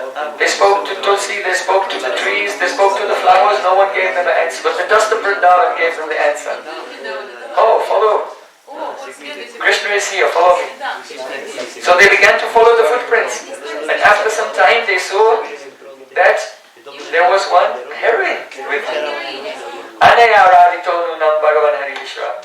Oh, she's most fortunate. She must have served Hari, the Supreme Lord, so much that now all her desires have been fulfilled, that the coward boy Govinda has, leaving all of us, has taken her away alone with him.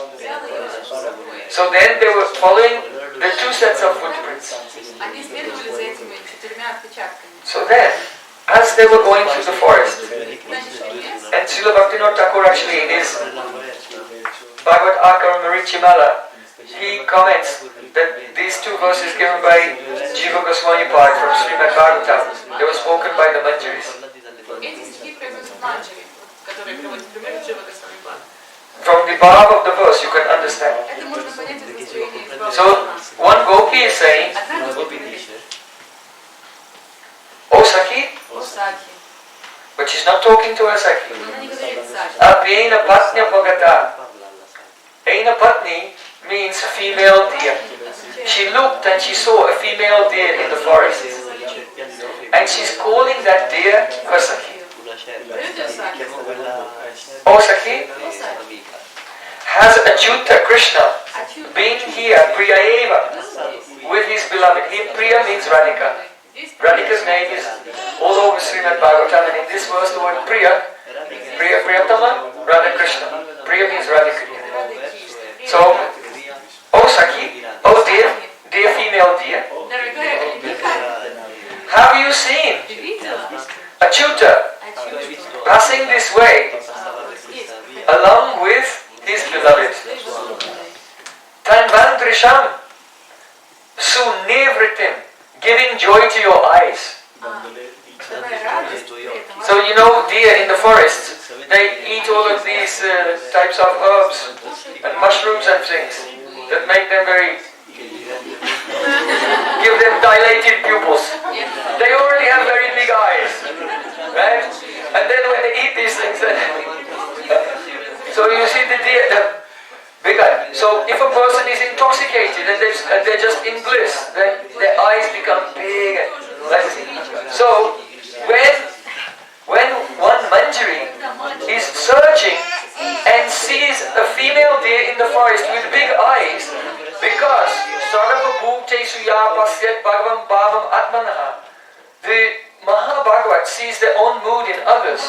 So because the Manjari, the only joy of her life is by her eyes. She sees the meeting of Radha and Krishna.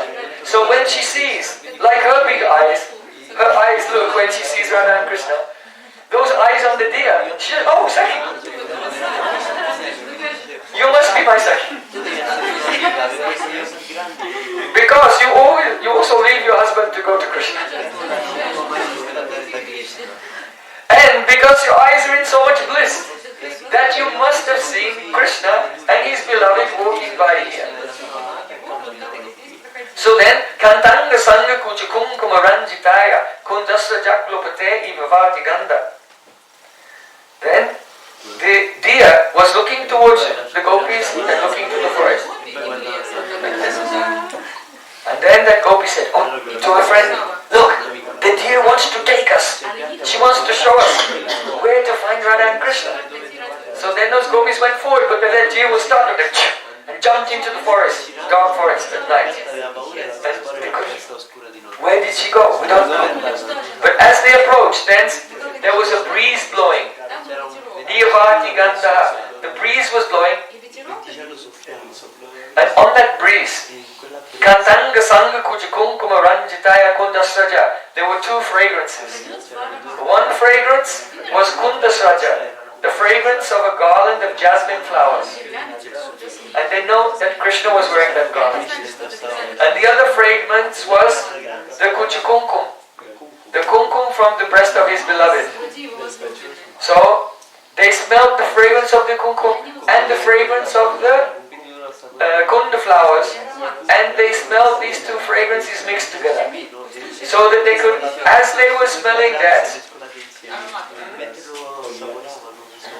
Lokauttara Padathanam Prabhava Kyopinagalaha. Supernatural substances have a power. Ratinta Dishayam Chaso Mbhasyate Turnamekada. That the transcendental subject has a substance, has a supernatural power that manifests love and the object of love at the same time. So by smelling the fragrance and the breeze of the kumkum of Radhika and the fragrance of the jasmine of Sri Krishna, his jasmine garland, then they had, from that udipana, they had this purity in their hearts of Radha Krishna. And when they could smell the two fragrances mixed together, then they had this purity of Radha Krishna's embrace. So they were seeing the Nikunja pastimes, but without seeing them. Just by the udipana of seeing the eyes of the deer, and then the mixture of these two fragrances in the breeze. So then one gopi said, oh, Radha Krishna must be very close by, because I can smell these fragrances. So there are many other secrets in this verse. We'll not dwell on that today.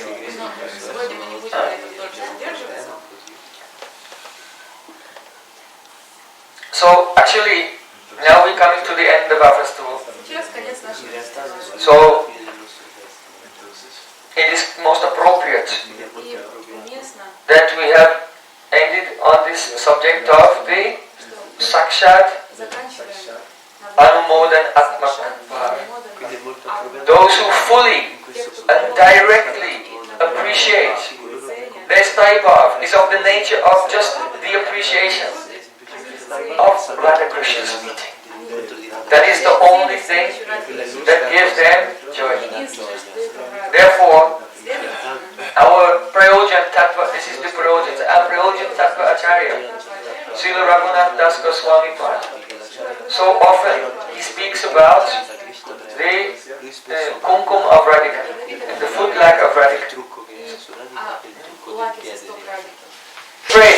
Swapne Kim Sumukite Chanam Bhujata Rajat Paraga Patu Vasa Vibhushanena Shobam Param Matitaram Matam Uttamangam Vibrat Bhavishyati Kadama Sartanama.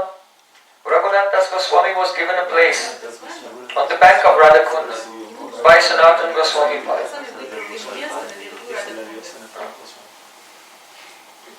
He was always absorbed in internally serving Srimati Radhika. In his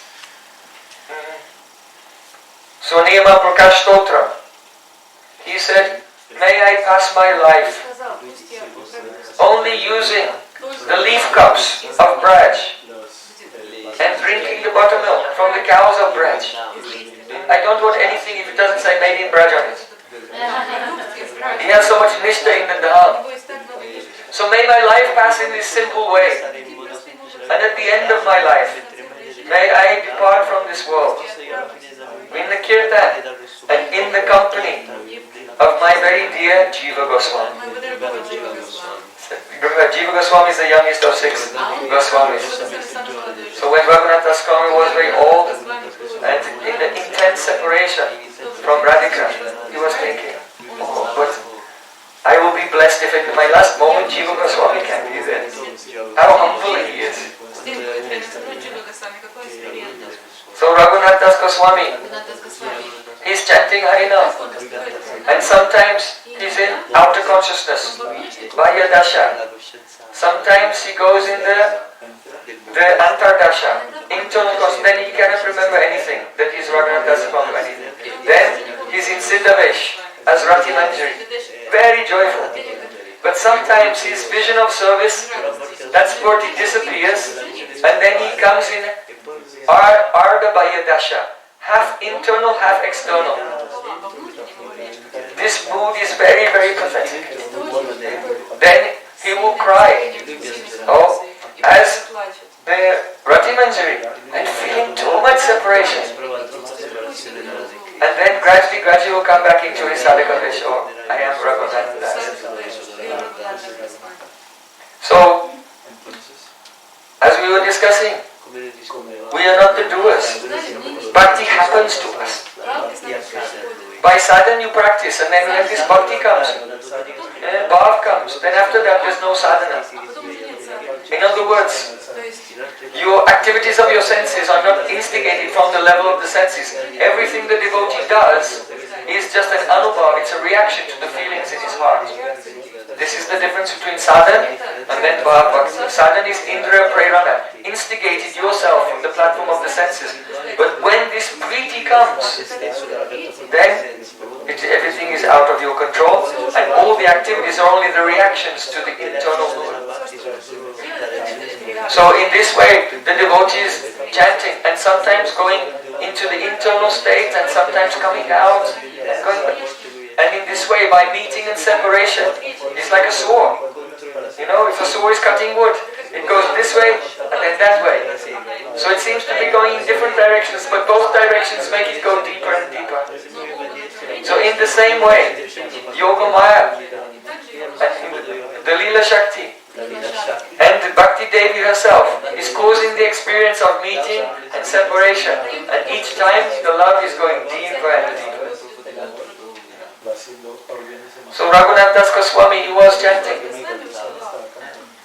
The meaning of the verse, O Sumukhi, O Radhika, who has a beautiful face, when, even in a dream, will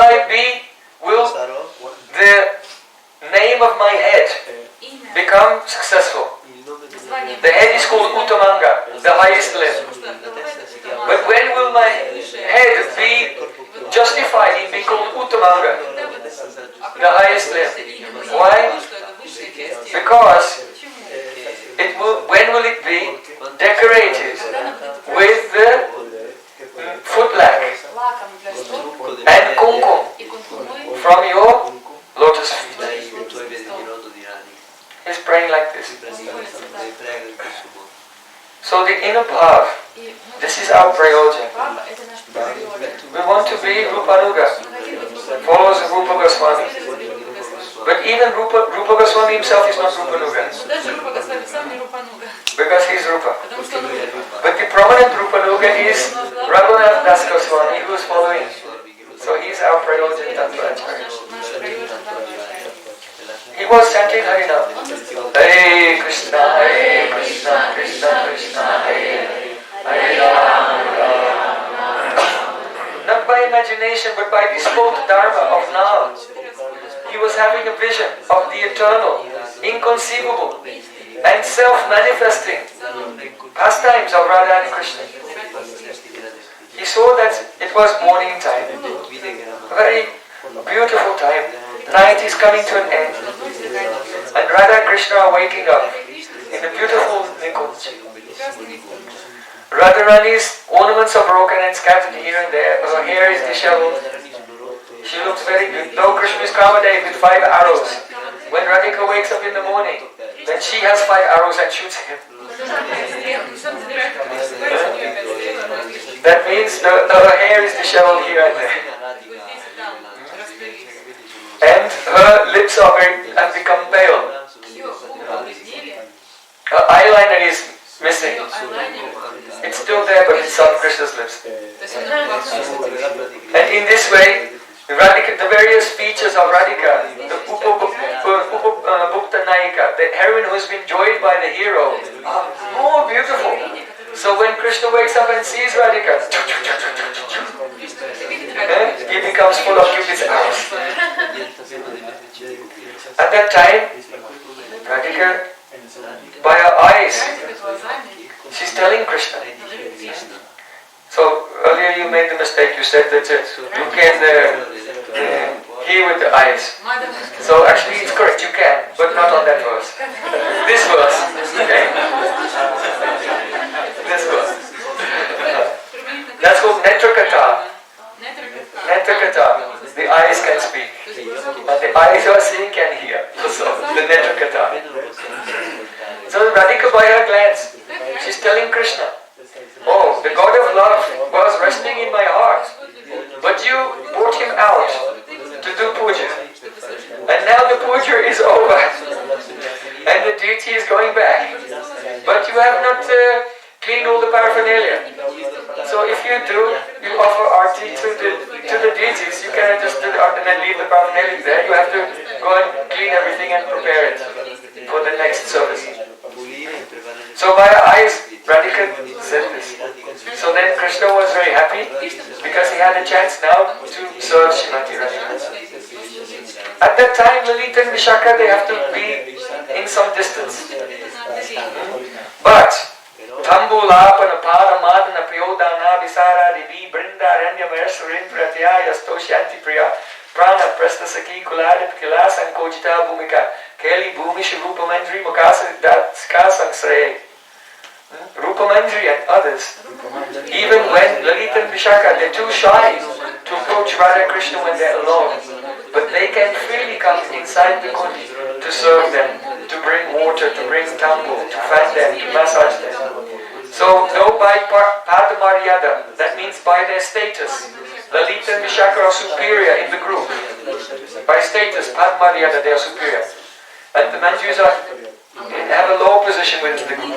But by Seva Sobhagya, by the fortune of their service opportunities, they are more fortunate. So Lalita and Vishaka can come to Rupamandari, who's outside the kunj, and say, oh, can we come in yet? And then Rupamandari will look and say, no, please wait. Because Radha and Krishna will become embarrassed in the presence of their contemporaries, their equals.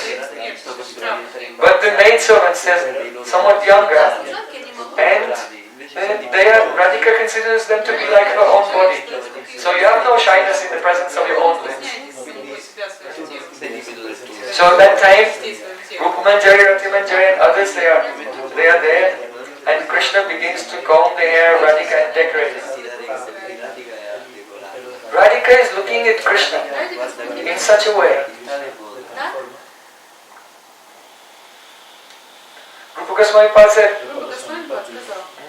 Hari Padanak Koti Pristapayanta Sima Tatamapi Kalayantim Pranakote Ravishtam Pramodita Madirakshi Brindavaidagya Diksha Gurumati Guru Kirtim Radhika Marchayami. I worship that Radhika, who is like the Diksha Guru of all the lotus-eyed gopis of Vrindavan. And Haripada nakakoti Krishna paryantasimha. Radhika considers that not the lotus feet of Krishna, but the toenail of Krishna. No, not the toenail of Krishna, the tip of the toenail. No, the tip of the toenail, the most outermost reach of the tip of Sri Krishna's toenail is more dear to Radhika than her own millions and millions of lives. So when Radhika, with a very beautiful blue lotus eyes, looks at Krishna with so much love, then Sri Krishna is in complete bliss. And just as Radhika, out of love, takes the lotus feet of Krishna on her heart, Krishna, seeing the love of Radhika, he cannot resist. And he kneels down before Radhika, who is sitting on the bed, and takes the lotus feet of Radhika on his heart. So Radhika's feet, they are painted with alta, with lac. But now, because of the perspiration from their loving pastimes, it's been washed away. So Krishna should repaint this lac. So see Krishna, he's holding the feet of Radhika and he's trembling with Prem.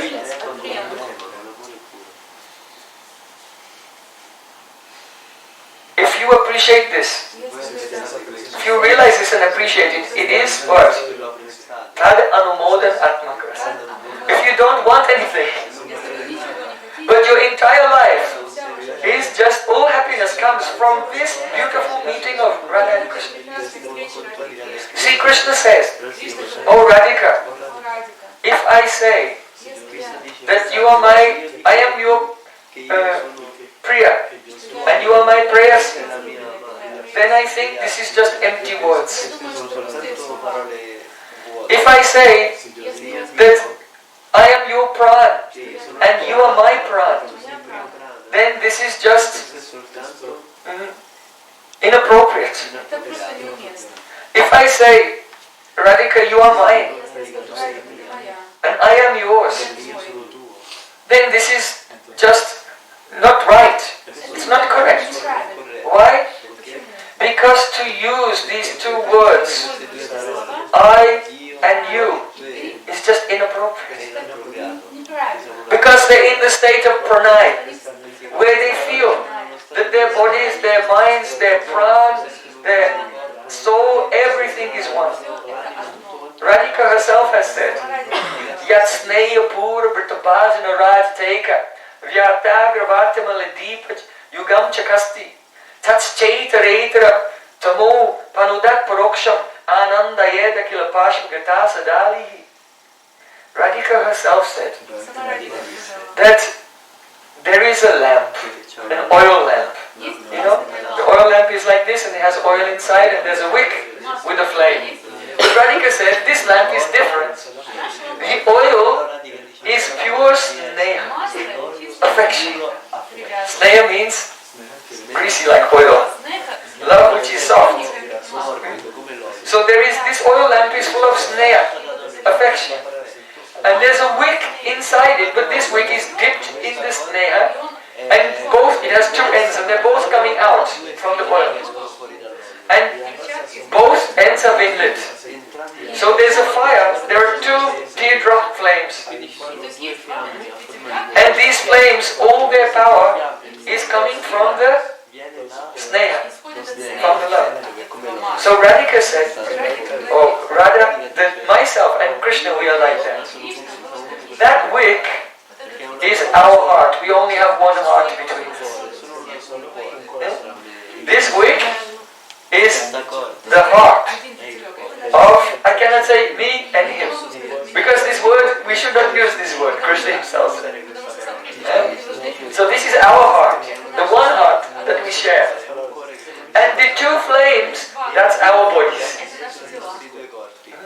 So Radha Krishna's bodies are two bright shining forms of one heart, which are illuminated by the power of love only. And Radhika said that just as the two flames illuminate each other and also illuminate the 8 directions, so in the same way, We are the only source of happiness for each other. And we together are the only source of happiness. That means we dispel the darkness of suffering from the 8 directions and give the illumination of love to the Astasakis, Lalita, Vishaka, Chitta, Champakalata, Induleka, Tonga, Viduramine, Natsune.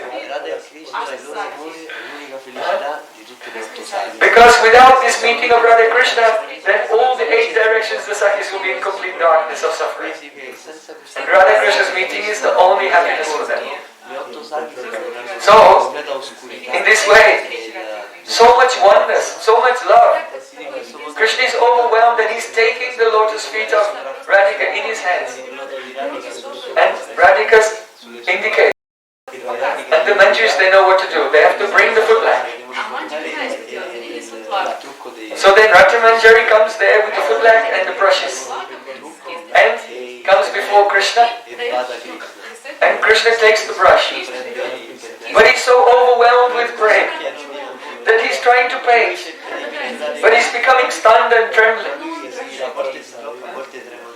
And he cannot do it. So then Rati Manjari is watching this beautiful love of Radha and Krishna and thinking, oh, how sweetly incompetent he is.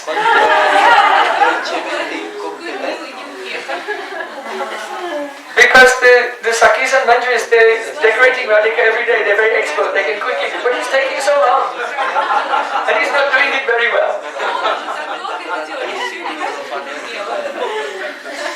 So then, Rati Manjari tells Krishna, what are you doing? You're already a neophyte in this.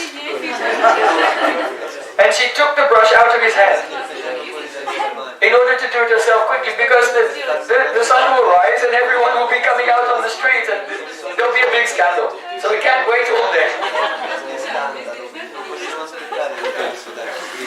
So then Rati Manjari took it. But Radhika wanted that Krishna would do it. So then Radhika is sitting like this. And she takes her lotus foot and puts it on the head of Rati Manjari.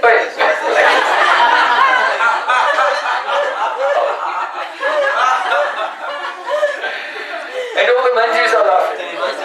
Radhika is laughing. Rati Manjari is also laughing. Very sweet.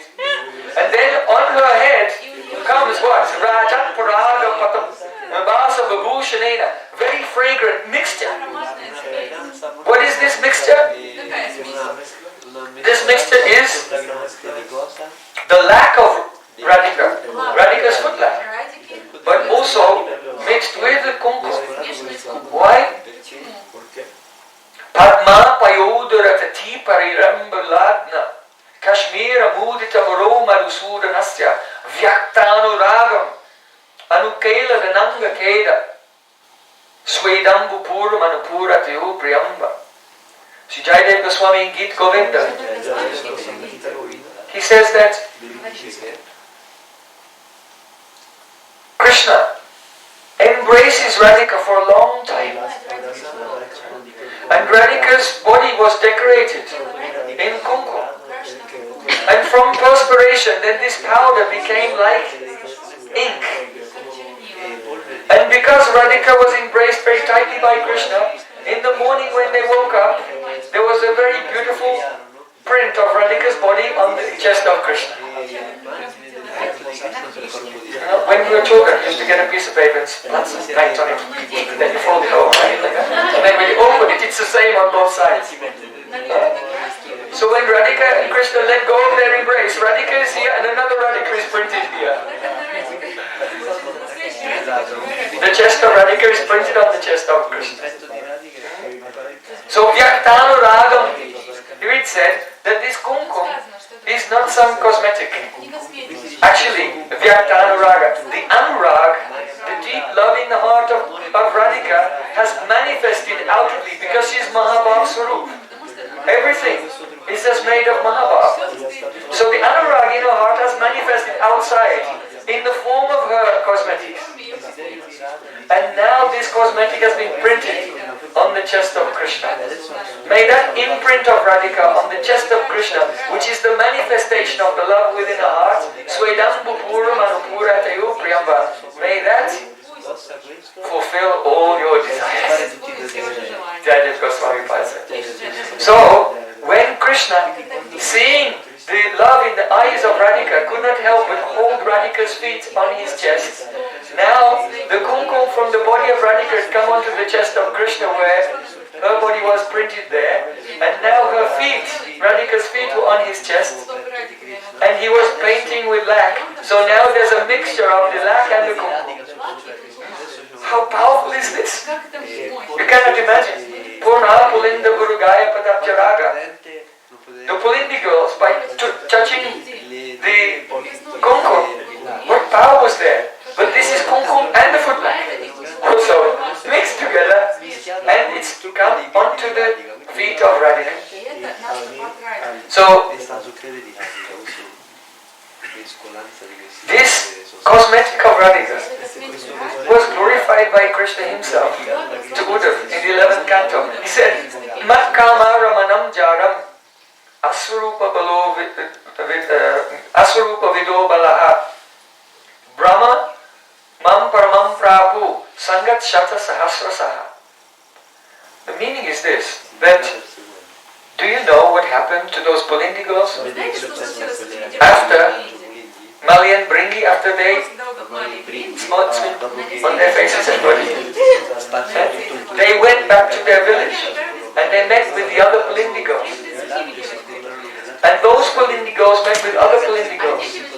And the power of the touch of that kumkum gave such prey to them that whomever they met also got that prey, and whom they met got prey, and in this way, Sangak Shata Sahasrasa.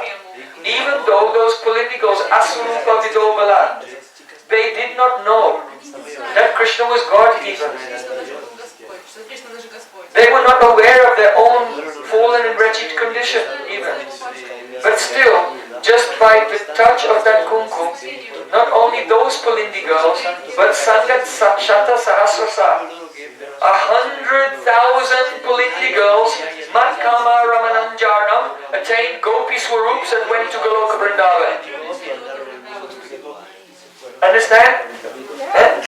Little kumkum from the breast of Radhika on the grass, and hundreds of thousands of Pulindi girls who had no sadhana, who knew nothing, were completely dirty and in the mode of ignorance. They all attained Gopi Swarups and went to Golok Vrindavan as his beloveds there. This is the power of this kumkum. And now it's mixed with Radhika's foot lac.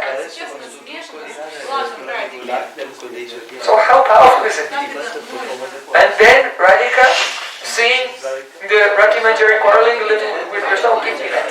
You're taking all that. And then Radhika is going, boom.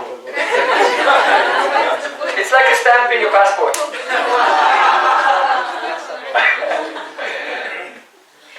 No, Rati Manjari cannot see it, but the other Manjari see that now she became Chapmaradasi.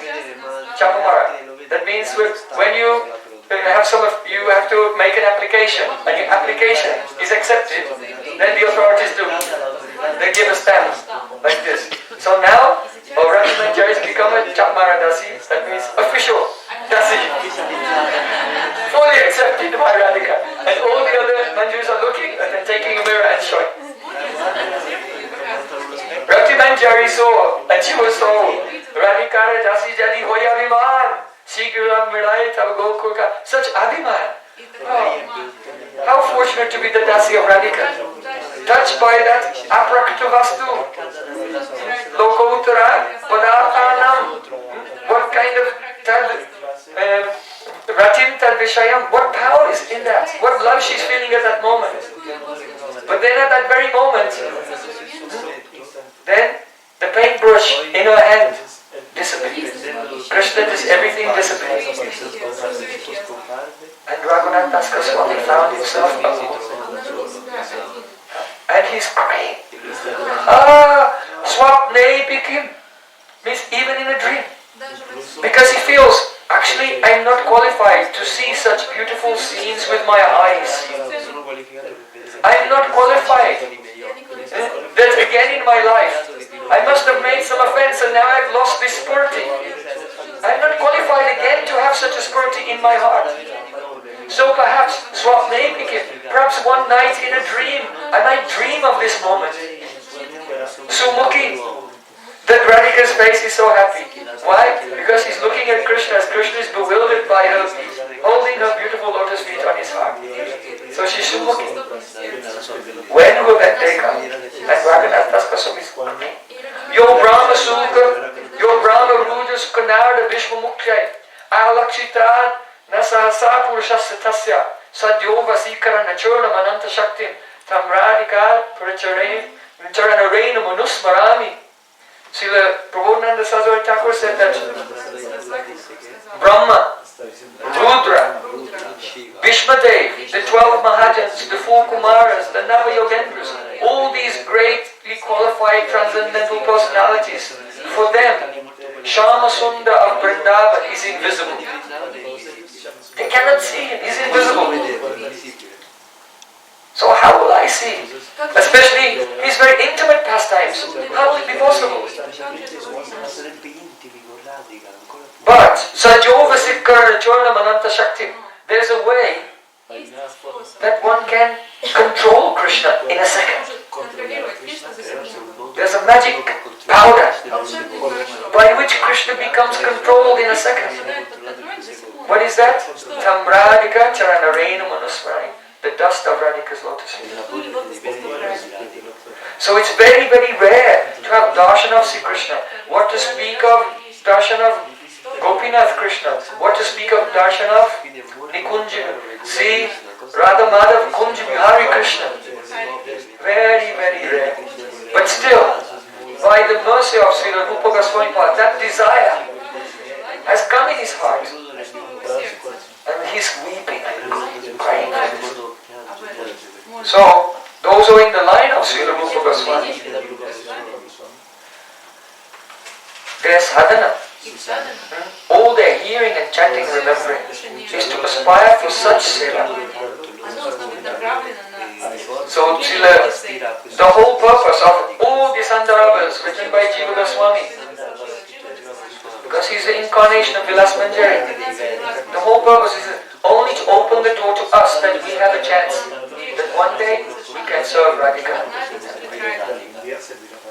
Srila Rupa Goswami prayed, Ha Devi Kaku Baragad Gata Yadyavacha, Ya Chaidi Patsu Bufidanda Vadud Batati, Asya Prasadama Budasya Janasakritta, Gandharvikeni Jagane Kananam Vitehi.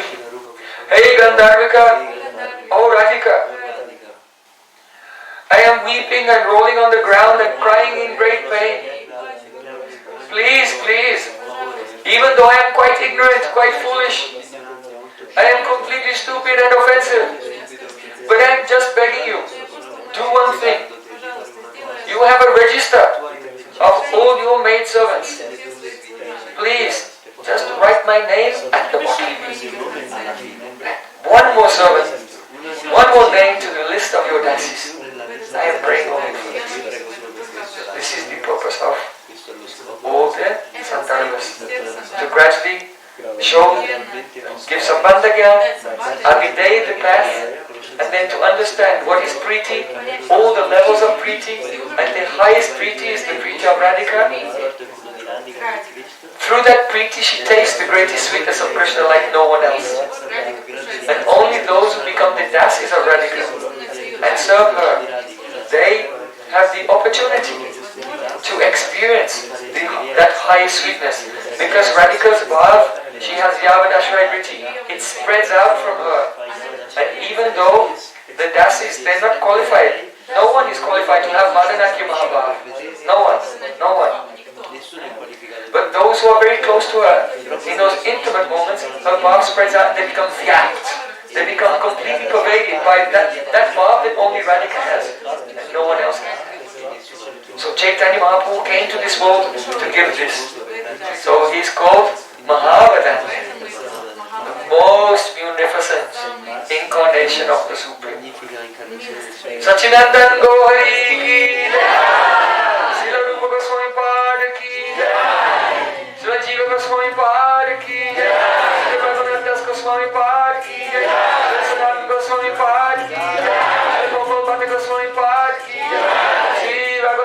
Gosvami Pad ki jai, Gosvami Vrinda ki jai.